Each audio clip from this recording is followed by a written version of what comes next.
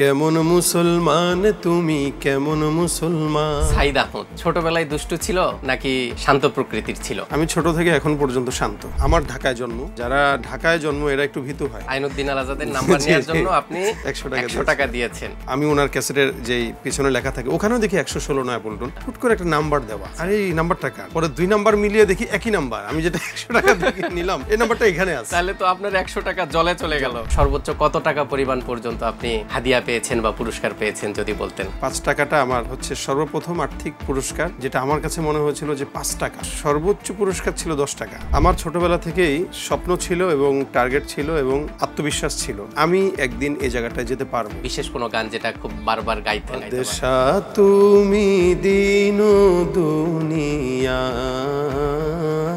হে পরবর দেগা।